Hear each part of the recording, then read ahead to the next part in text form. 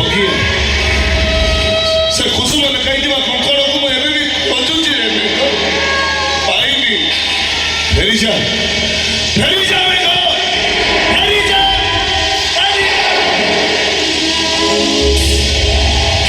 ଭାଇ ଦରକାର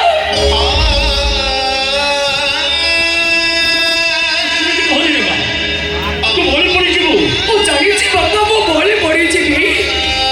ତତଲା କଡ଼େଇରେ ଜିଅନ୍ତା ମାଛ ଭଳି ମୁଁ ଛଟପଟ ହେବି।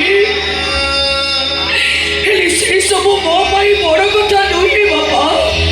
ବଡ଼ କଥା ହଉଛି ତମ ପାଇଁ ଶେଷ ବେଳେ ଟିକେ ନିଆଁ। ଆଉ ତାଠାରୁ ବଡ଼ କଥା ହଉଛି ମୋ ଭାଉଜଙ୍କ ମଥାରେ ଟୋପାଏ ସିନ୍ଦୁର।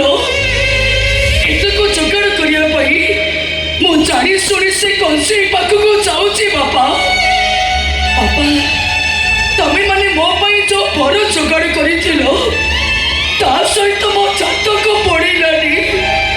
ଏମିତି ହେଲା ଯେ ତମେ ଯୋଉଠି ଚାହୁଁନଥିଲ ସେଇଠି ମୋ ଜାତକର ରାଜ ଚଟକ ପଡ଼ିଲା।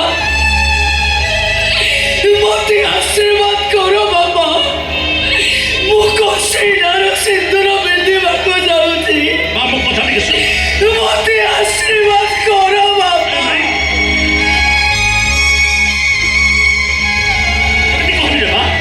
ତୁ ସେମିତି କହନି। ଯଦି ଦରକାର ପଡ଼େ ତୋ ସାମ୍ନାରେ ମୁଁ ପାଚେରୀ ହେଇ ଠିଆ ହେବି। ଯିବାକୁ ଦେବିନି। ଯଦି ଦରକାର ପଡ଼େ ଘର ଭିତରେ ପୁରେଇ କବାଟ ବନ୍ଦ କରିଦେବି। ମୁଁ ସେ କବାଟକୁ ଭାଙ୍ଗି ଦେବି ଭାଉଜ। ସେ ପାଚେରୀକି ମୁଁ ଭାଙ୍ଗି ରୁଚି ଚୁରମାର କରିଦେବି।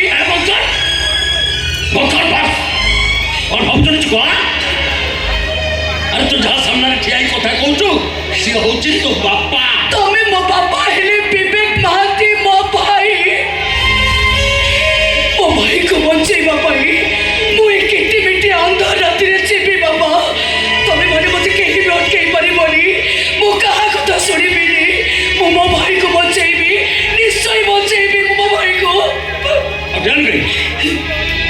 ଯା ଆଖି ଯୁଆଡ଼େ ପାଉଛି ସିଆଡ଼େ ଚାଲି ଯା। କେବେ ଅଟକେଇବିନି, କେବେ ପଛରୁ ଡାକିବିନି। ଫେରିଆରେ ମନା କଂସେଇ ହାତରୁ ସିନ୍ଦୁର ପିନ୍ଧିବାକୁ ଯାନା। ତୁ ଫେରିଆ। କେବେ କହିବିନି, କେବେ କହିବିନି। ମନେ ରଖ କେବେ କହିବିନି।